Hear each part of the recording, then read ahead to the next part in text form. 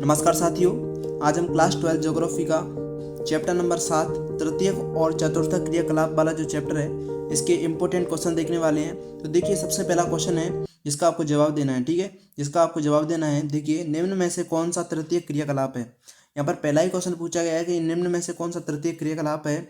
व्यापार, परिवहन, संचार या उपरोक्त सभी। तो देखिए, तृतीयक क्रियाकलाप जो होता है वो आपका सेवा सेक्टर से संबंधित होता है। किससे संबंधित होता है? सेवा सेक्टर से संबंधित होता है। तो यहाँ पर आपको बताना है कि आपका जो तृतीय क्रियाकलाप है वो किससे संबंधित होता है। ठीक है, यानी यहाँ पर कौन सा तृतीय क्रियाकलाप है। तो देखिए, व्यापार भी तृतीय क्रियाकलाप में आता है, परिवहन भी आता है और संचार भी आता है। तो यहाँ पर जो राइट आंसर होगा वो आपका उपरोक्त सभी आपका राइट आंसर हो जाएगा। ठीक है, बात करते हैं अगले क्वेश्चन की ओर। और अगला क्वेश्चन दे रखा है, निम्न में से कौन सा तृतीय निम्न में से कौन सा जो है वो चतुर्थक सेक्टर से संबंधित है।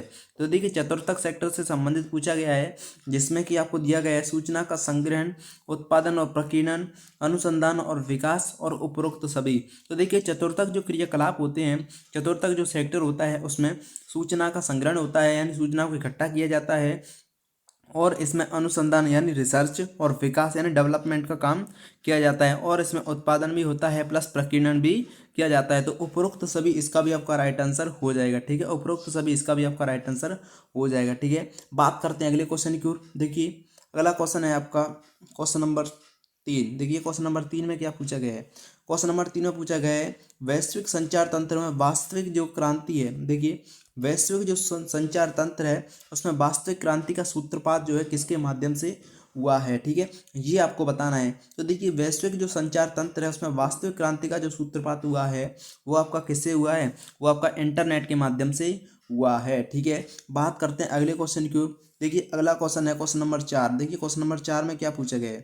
क्वेश्चन नंबर 4 में पूछा गया है, और बहुत इंपॉर्टेंट क्वेश्चन है, इसको आप स्टार लगा लीजिए। ठीक है, कुल पंजीकृत रोजगारों एवं राजस्व की दृष्टि से विश्व का सबसे बड़ा जो तृतीय क्रियाकलाप है वो कौन सा है। देखिए, कुल पंजीकृत रोजगारों एवं राजस्व की दृष्टि से विश्व का सबसे बड़ा जो है तृतीय क्रियाकलाप है वो कौन सा है।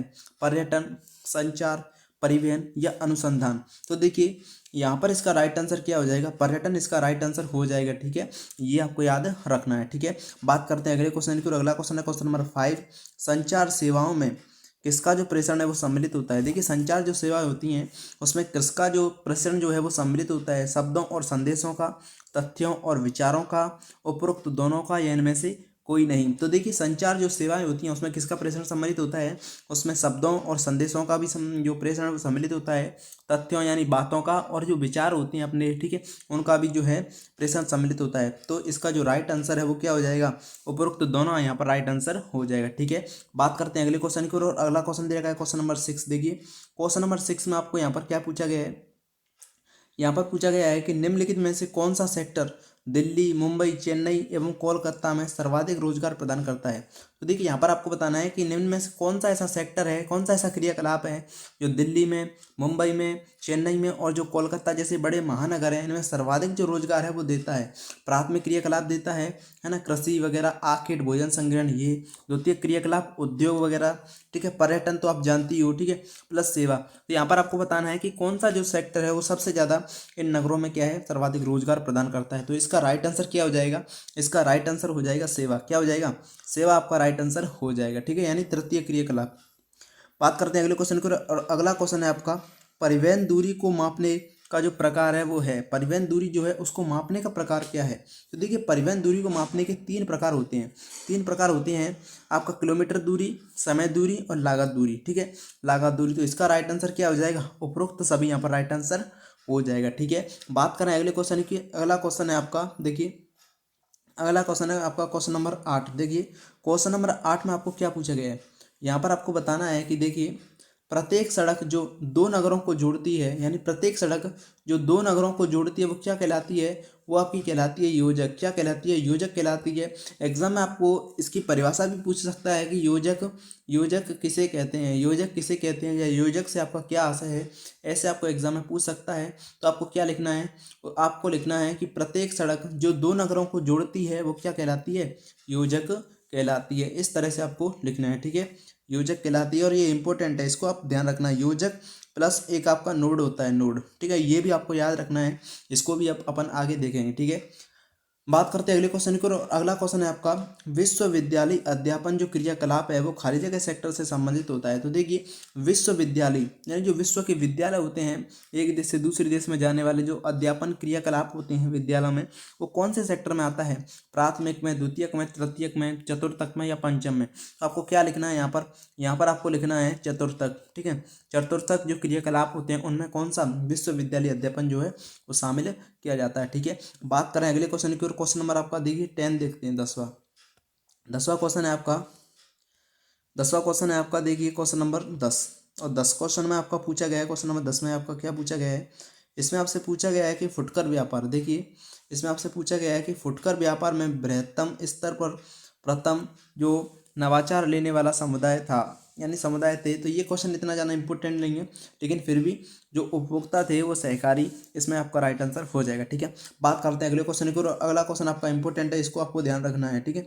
इसको आपको ध्यान रखना है कि परिवहन के सभी रूपों को खाली जगह कहा जाता है, यानी परिवहन के जो सभी रूप होते हैं, परिवहन के जो सभी रूप होते हैं उनको क्या कहते हैं? संचार पथ कहते हैं। क्या कहते हैं? संचार पथ कहते हैं। आपसे एग्जाम में डायरेक्ट संचार पथ की परिभाषा पूछ सकता है कि संचार पथ किसे कहते हैं, ठीक है। एक एक नंबर के क्वेश्चनों पर आप विशेष ध्यान देना है, ठीक है।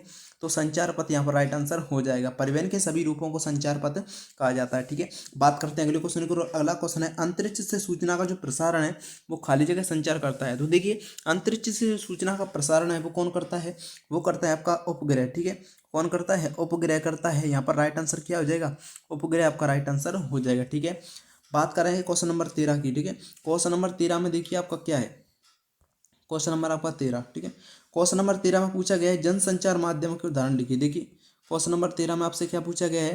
क्वेश्चन नंबर 13 में पूछा गया है कि जनसंचार माध्यमों के उदाहरण लिखिए। तो आपको यहाँ पर क्या है? जनसंचार माध्यमों के क्या आपको उदाहरण लिखने हैं? देखिए रेडियो, दूरदर्शन यानी टीवी, समाचार पत्र, टेलीफोन आपके क्या हो जाएंगे? जो जनसंचार है ना, जनसंचार का जो उसके माध्यम हो जाएंगे, ठीक है। बात करते हैं अगले क्वेश्चन की। क्वेश्चन नंबर आपका देखिए, क्वेश्चन नंबर आपका है आपका 14, ठीक है। विश्व में चिकित्सा पर्यटन के क्षेत्रों में उभरते हुए देशों के नाम लिखिए। Very very important question. इसमें क्या पूछा गया है? विश्व में चिकित्सा पर्यटन। देखिए चिकित्सा पर्यटन क्या होता है? पर्यटन का मतलब होता है कि आमोद प्रमोद, अर्थात खुशी के लिए या आनंद के लिए जो अपन एक दूसरे स्थानों का भ्रमण करते हैं वो क्या कहलाता है? पर्यटन कहलाता है। चिकित्सा तो आप जानती हो, इलाज, इलाज होता है। विश्व यानी विश्व में चिकित्सा के उद्देश्य से जो है आमोद प्रमोद के उद्देश्य से जो पर्यटन किया जाता है वो क्या कहलाता है? चिकित्सा पर्यटन कहलाता है। तो देखिए इनमें कौन कौन से देश उभर रहे हैं? तो सबसे पहला आपका अपना देश जो है भारत, ठीक है। भारत में विदेशों से लोग क्या आते हैं? अपना इलाज करवाने आते हैं, और इलाज करने के जो है उसके उद्देश्य से ही यहाँ पर अनेक जगह जो है वो घूम कर भी जाते हैं। तो भारत, थाईलैंड, सिंगापुर और मलेशिया हैं, ये क्या है? चिकित्सा पर्यटन के क्षेत्रों में उभरते देशों के नाम हैं, ठीक है। बात करेंगे अगले क्वेश्चन की और अगला क्वेश्चन है आपका 15। इस क्वेश्चन में क्या पूछा गया है? व्यावसायिक सेवाओं के उदाहरण लिखिए। यानी व्यावसायिक जो सेवा होती हैं उसके उदाहरण लिखनी है। तो देखिए स्वास्थ्य की देखभाल, अभियांत्रिकी, प्रौद्योगिकी, विधि जो होती है ना, लॉ, नियम वगैरह होते हैं, प्रबंधन यानी मैनेजमेंट। ये क्वेश्चन इतने ज़्यादा इंपॉर्टेंट नहीं है, मैं आपको बताता जाऊंगा कि कौन सा क्वेश्चन आपको याद करना है, ठीक है। तो देखिए क्वेश्चन नंबर 16, क्वेश्चन नंबर 16 आपका वेरी वेरी इंपॉर्टेंट। अभी मैंने बताया था कि नोड जो है और योजक, इन दोनों क्वेश्चनों को आपको तैयार करना है। नोड किसे कहते हैं? तो देखिए नोड की परिभाषा आपको कैसे देनी है? दो या अधिक मार्गों का संधि स्थल। संधि स्थल का मतलब क्या होता है? जो संधि स्थल का मतलब है जो जोड़ता है, ठीक है। दो या अधिक मार्गों का संधि स्थल। अब देखिए एक उद्गम बिंदु, एक गंतव्य बिंदु, और मार्ग के सहारे बड़ा कस्बा नोड कहलाता है। देखिए उद्गम बिंदु का मतलब होता है जहाँ से अपन चलते हैं, ठीक है, जहाँ से अपन चलते हैं। जैसे अपन घर से स्कूल जाते हैं तो आपका घर क्या हो गया? घर हो गया आपका उद्गम। अब देखिए गंतव्य बिंदु, गंतव्य बिंदु जहाँ पर आपको पहुँचना है, ठीक है। तो देखिए घर से अपन स्कूल के लिए जा रहे हैं, ये आपका स्कूल है, ठीक है, ये आपका घर है। तो घर से अपन स्कूल की ओर जा रहे हैं तो आपका घर क्या हो गया? उद्गम बिंदु, और जो स्कूल है वो क्या हो जाएगा? आपका गंतव्य बिंदु हो जाएगा। तो ठीक है, आपको समझ गए होंगे। देखिए दो या अधिक मार्गों का संधि स्थल, एक उद्गम बिंदु और एक गंतव्य बिंदु, और मार्ग के साढ़े बड़ा कस्बा जो होता है वो नोड कहलाता है। देखिए अब आपको यहाँ पर एक सिंपल लैंग्वेज में आपको क्या है समझाता हूँ, ठीक है, और ड्राइंग के माध्यम से, ठीक है, ड्राइंग के माध्यम से। तो देखिए एक ये यहाँ पर क्या है? ये सड़क है, ये सड़क उद्गम बिंदु से आ रही है, यहाँ पर एक और सड़क एक और उद्गम बिंदु से आ रही है, प्लस यहाँ पर एक क्या है, एक बीच में नगर बसा हुआ है। क्या बसा हुआ है? नगर बसा हुआ है। तो देखिए एक इधर से आया, दो या दो से अधिक मार्ग भी हो सकते हैं, ऐसा नहीं, अधिक मार्ग भी हो सकते हैं।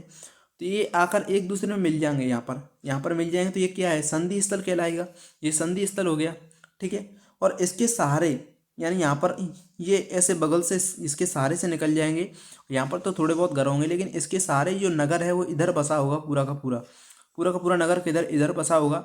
तो इसके सहारे जो बसा हुआ नगर है वो बड़ा कस्बा जो है वो क्या कहलाता है, नोड कहलाता है, ठीक है। इस तरह से आपको याद रखना है, ठीक है। सिंपल है, थोड़ी परिभाषा याद कर लेनी है, ठीक है। बात करते हैं अगले क्वेश्चन की। क्वेश्चन नंबर आपका 17 है, पर्यटकों को घरों में रुकने की व्यवस्था का गोवा व कर्नाटक में नाम बताइए। देखिए क्वेश्चन इंपोर्टेंट है, जो पर्यटकों के घरों में रुकने की जो व्यवस्था होती है उसमें गोवा और जो कर्नाटक में क्या नाम होता है। तो गोवा में हेरिटेज होम्स, यानी गोवा में रुकते हैं तो उसको क्या बोलते हैं, हेरिटेज होम्स बोलते हैं। कर्नाटक में मेडिकेरे और कुर्ग कुर्ग बोलते हैं। देखिए ये इतना याद करने के लिए नहीं है, बस पढ़ने के लिए है, ठीक है, पढ़ने के लिए है। एक एक क्वेश्चन को अपन देखेंगे, ठीक है। बात करते हैं अगले क्वेश्चन को। क्वेश्चन नंबर आपका दे रखा है 18। देखिए क्वेश्चन नंबर 18 में क्या पूछा गया है।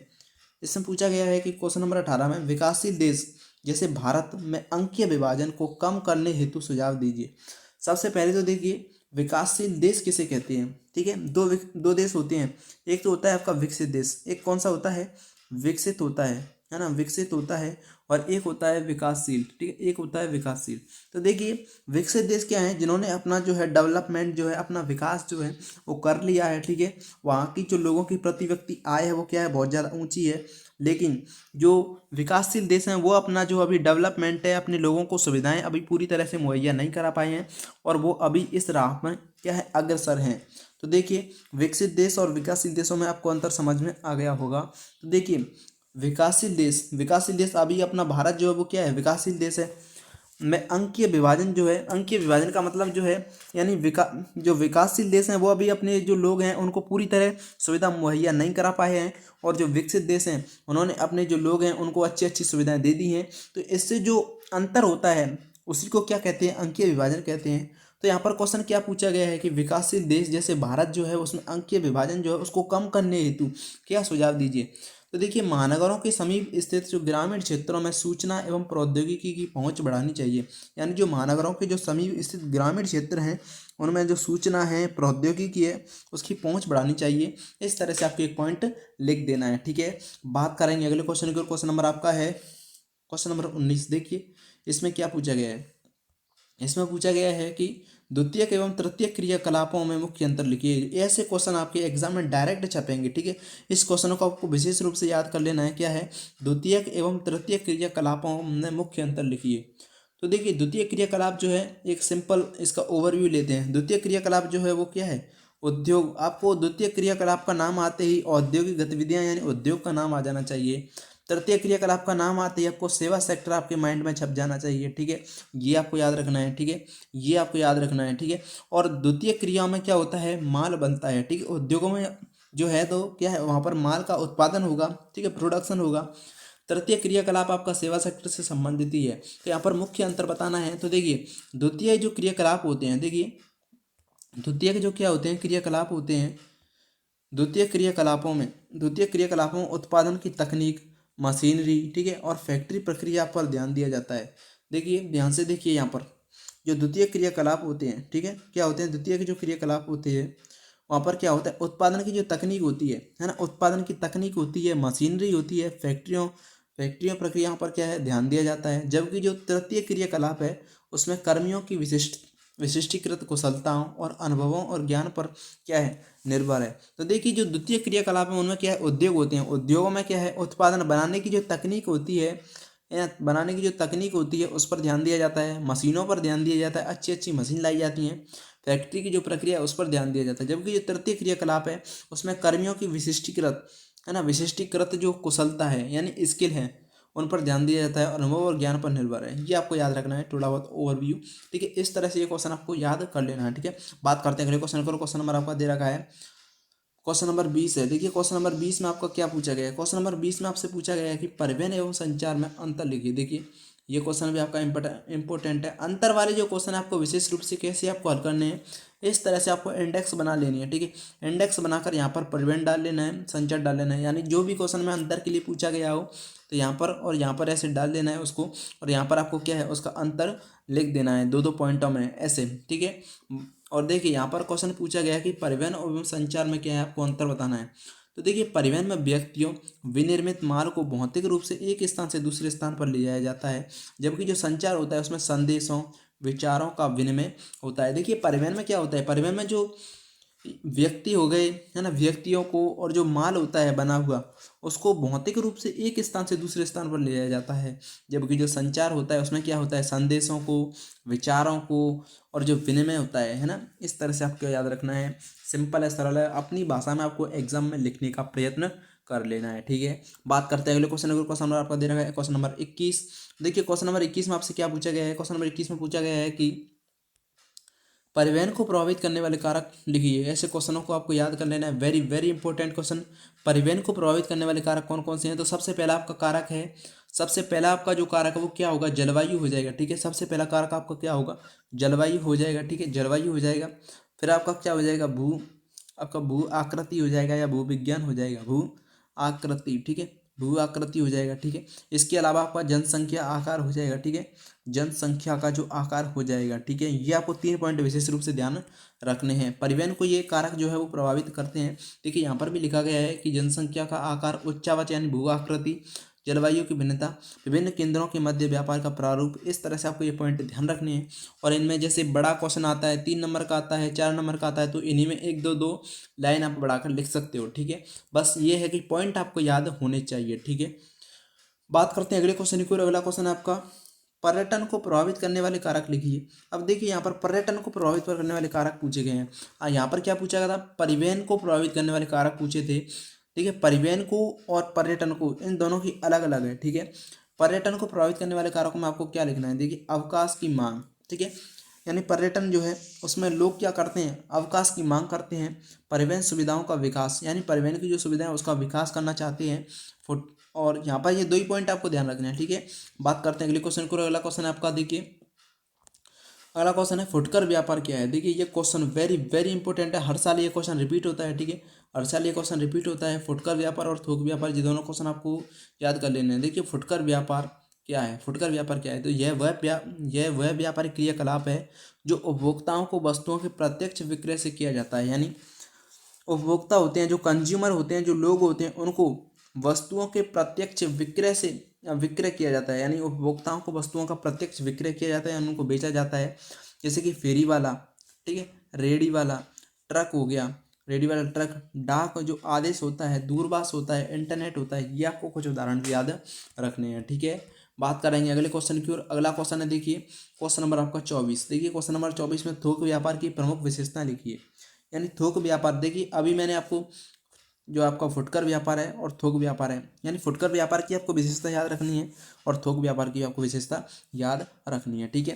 तो देखिए सबसे पहली विशेषता क्या है, थोक व्यापार का जो, देखिए थोक व्यापार, देखिए थोक व्यापार जो है इसकी सबसे पहली विशेषता क्या है, ये थोक व्यापार का गठन अनेक बिचौलियों, सौदागरों और पूर्तिकरों द्वारा होता है। ऐसे आपको लिख देना है। थोक विक्रेता प्राय फुटकर भंडारों को उधार देते हैं। ये लाइन आपको ध्यान रखनी है, ठीक है। बात करेंगे अगला पॉइंट जो है, अगला पॉइंट है जो है बहुसंख्यक फुटकर भंडार। देखिए यहाँ पर पूछा कि बहुसंख्यक फुटकर भंडार जो है बिचौलिए स्रोत से पूर्ति करते हैं। देखिए अधिकतर जो फुटकर भंडार होते हैं वो क्या होते हैं, बिचौलिए स्रोतों से क्या है अपनी पूर्ति करते हैं। इस तरह से आपको याद रखना है, ठीक है। तो इस तरह से आपके क्वेश्चन थे। तो आज की वीडियो यहीं तक, मिलते हैं अगले वीडियो में, तब तक के लिए थैंक यू सो मच। जय हिंद, जय भारत।